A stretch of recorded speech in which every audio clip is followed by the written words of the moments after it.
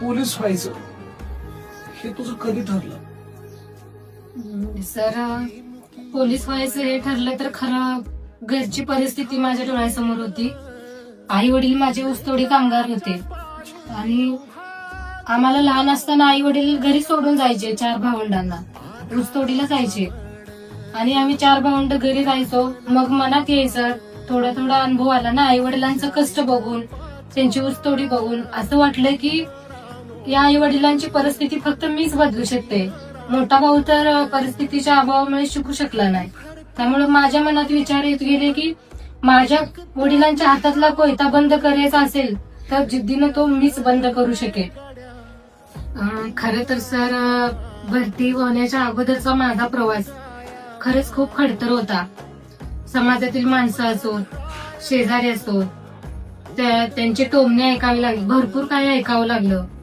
आई वडील सोडून जायचे घरी, त्यामुळं आजूबाजूचे बोलायचे की आई वडिलांजवळ जे राहत नाहीत मुलं ते बिघडते, वाईट मार्गावर जाते.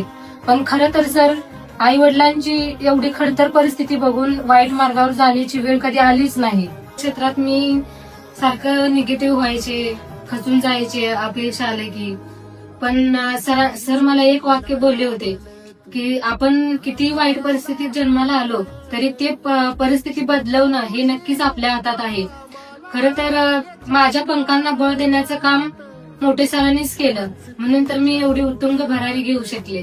मी एवढंच सांगेन की सर, परिस्थिती कशीही असो ती बदलवणं नक्कीच आपल्या हातात आहे. आज जरी तुमच्या आयुष्यात अंधार असला तरी उद्या नक्कीच प्रकाश येणार आहे. मावळलेला सूर्य हा नक्कीच उगवणार आहे. तुम्ही फक्त जिद्द सोडू नका, नक्कीच एक दिवशी तुमच्या अंगावर विजयाचा गुलाल पडणार आहे.